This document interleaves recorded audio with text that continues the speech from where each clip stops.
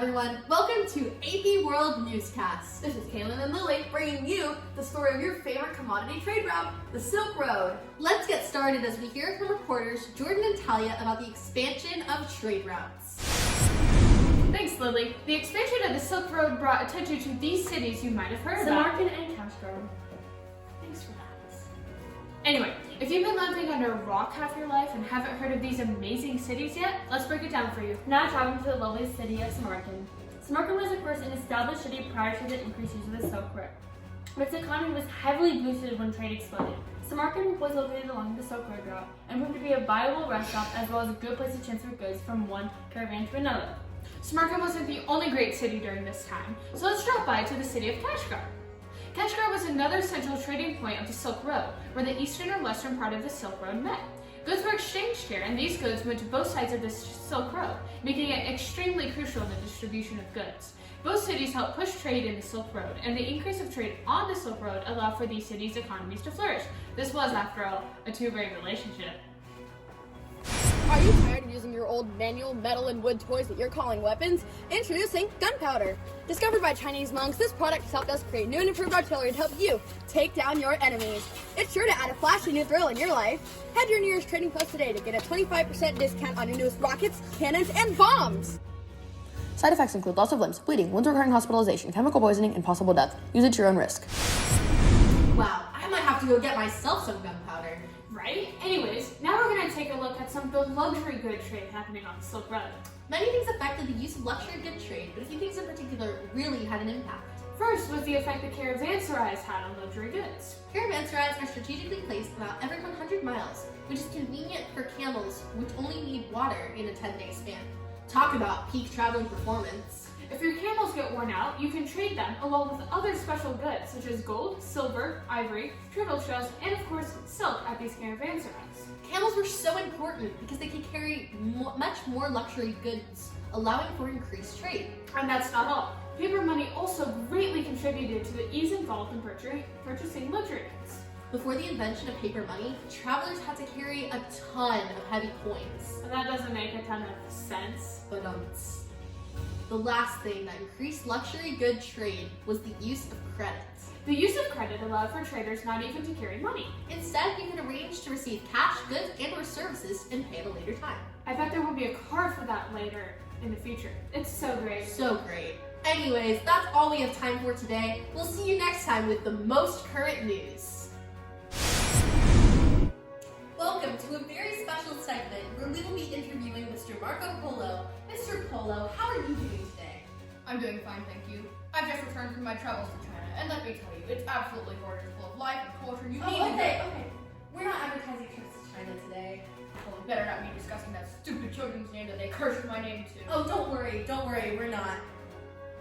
But I was hoping that you could maybe talk a tiny bit about your visits to China. Well, one thing's for sure, there's so many different cultures and religions all around the world, it'd make your head spin.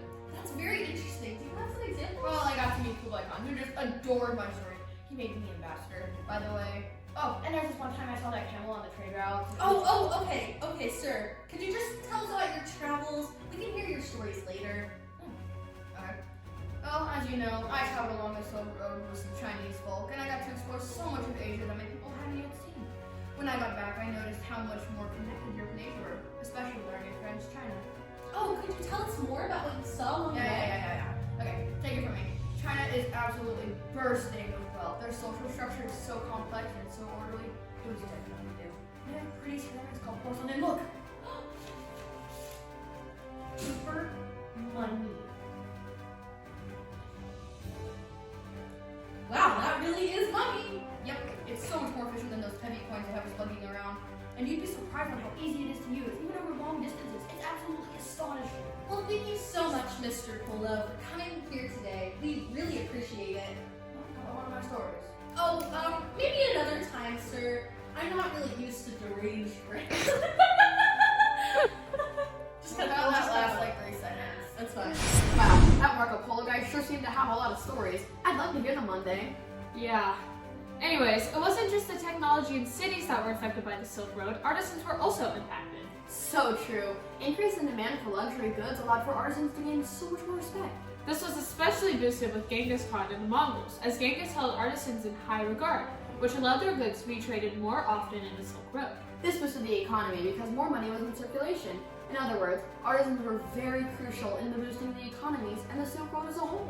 With the increasing demand for luxury goods, more and more artisans were able to share their styles, which brought upon syncretism within art. Religion played a big part when it came to inspiration, like Buddhist art with its intricate visual details, and Islamic art, specifically intricate patterned tile work from the mosques.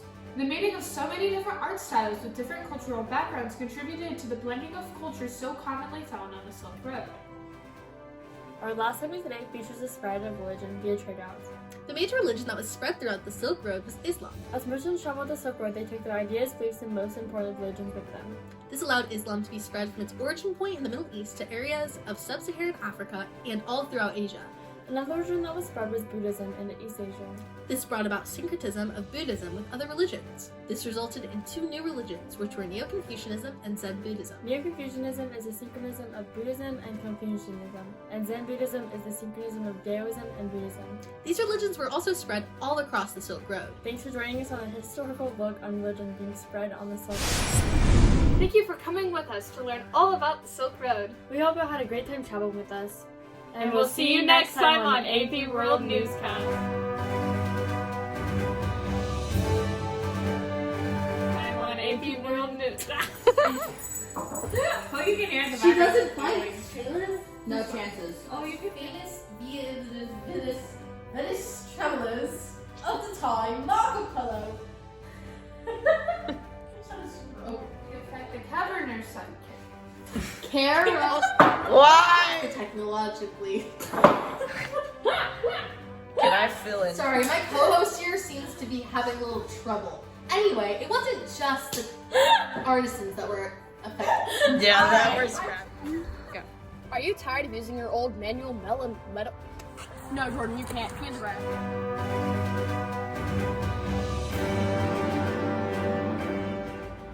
East Asia. I can't read it.